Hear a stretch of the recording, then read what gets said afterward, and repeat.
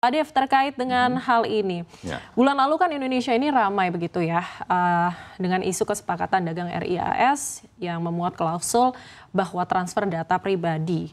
Ini bagaimana sih sebenarnya DPR melihat resiko ini begitu ya? Dan karena kan memang katanya AS ini belum punya undang-undang yang setara dengan GDPR tersebut gitu Pak. Iya, ini memang yang menjadi, bukan dilema, tapi menjadi salah satu poin untuk jadi kita perhatikan dalam kita melanjutkan perjanjian antara Indonesia dengan Amerika yang merupakan bagian paket daripada agreement kita mengenai trade kita dengan Amerika Serikat.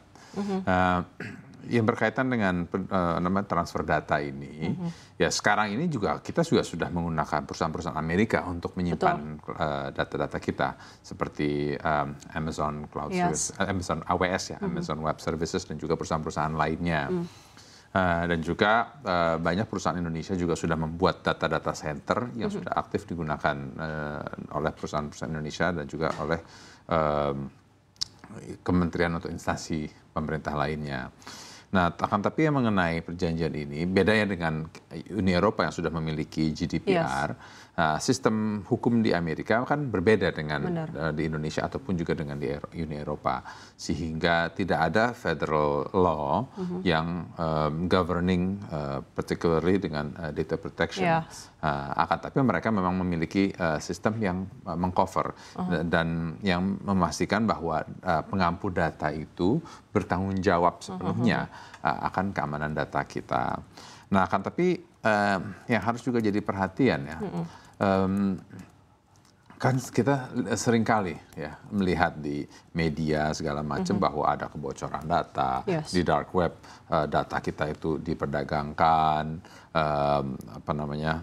data kesehatan lah macam-macam, bahkan sampai ada instansi-instansi militer ataupun intelijen atau kepolisian pun juga ada yang datanya bocor di dark web. Nah, ya jadi sebelum kita juga membahas terlalu jauh ke sana, justru kita harus banyak perbaiki internal kita juga agar ketika perjanjian ini sudah berjalan dan data itu sudah bisa disimpan di cross border, ya data kita juga di dalam domestically penyimpanan data kita ini juga dalam kondisi yang bagus, kondisi yang baik. Oke, Pak Dev, ini terkait dengan internalnya Indonesia sendiri gitu kan, bahwa kita tahu UU PDP itu kan sebenarnya sudah disahkan dari tahun 2022. Tapi lembaga pengawasnya ini belum selesai gitu. Ya, jadi itu dikarenakan kenapa? Karena harmonisasi di pemerintahnya itu belum rampung.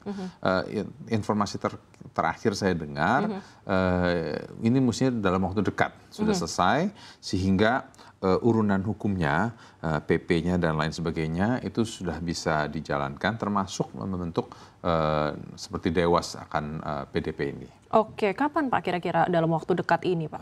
Saya belum bisa kasih timeline-nya, itu harus ditanyakan ke Komdigi ya. Oke, Pak Dev, terkait dengan DPR sendiri ini bagaimana sih DPR mendorong moratorium sendiri begitu ya, ataupun penundaan transfer data lintas negara sampai lembaga pengawas ini benar-benar terbentuk, apa bagaimana Pak dari DPR? Ya itu kan, nah ini kita mau bahas juga dengan Komdigi, timeline-nya, baik timeline-nya, terus juga prosesnya seperti apa, sehingga ketika perjanjian ini dijalankan, data itu benar-benar tertransfer ataupun juga tersimpan, akan tapi bukan berarti tersimpan itu tertransfer itu dikelola sepenuhnya oleh pihak asing. Tetap kita yang memiliki akses akan data tersebut dan kita yang menguasai akan data tersebut, hanya penyimpanannya saja.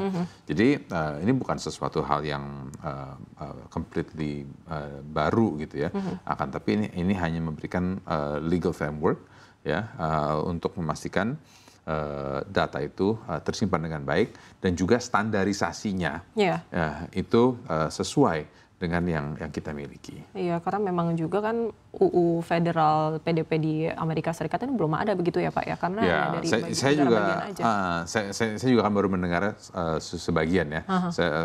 Saya belum mengetahui secara detail peraturan yang mengcovernya itu seberapa jauh. Tapi yang saya dapatkan bahwa dengan perangkat hukum yang dimiliki itu sudah cukup untuk memastikan perlindungan akan data-data kita ketika disimpan. Oh gitu, jadi nggak peduli juga ya sebenarnya. Bukan nggak peduli. Bukan nggak peduli, maksudnya ya apa ya Pak ya, kayak berarti akan meet in the middle gitu ya? Jadi gini, ya memang mereka tidak memiliki GDPR. Yes. Tapi bukan berarti tidak ada pengaturan ataupun perlindungan hukum akan penyimpanan data begitu. Gitu. Jadi bukannya disebar liar gitu saja, ada aturannya, cuman memang beda fungsinya dengan GDPR ataupun dengan PDP, walaupun memiliki fungsi dan tujuan yang sama. Apa sih Pak sebenarnya jaminan minimal yang mungkin harus dipenuhi begitu ya? Yang pasti kan infrastrukturnya,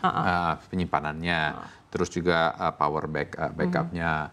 Terus juga firewall pelindungannya. Nah, ini kan yang terjadi kemarin ketika PDNS itu dijebol. Itu kenapa? Karena tidak ada backupnya. Terus juga lapisan pelindungnya itu sangat tipis, sehingga mudah dihack dan sehingga akhirnya di-lock data tersebut.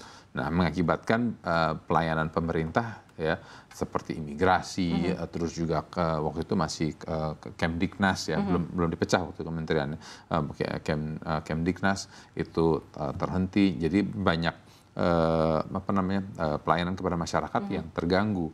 Nah, ini yang ada aturan-aturannya yang mewajibkan bagi data center itu ketika menyimpan data ada lapisan-lapisan sehingga menghentikan atau paling tidak meminimalisir bisa ada mitigasi akan serangan-serangan tersebut.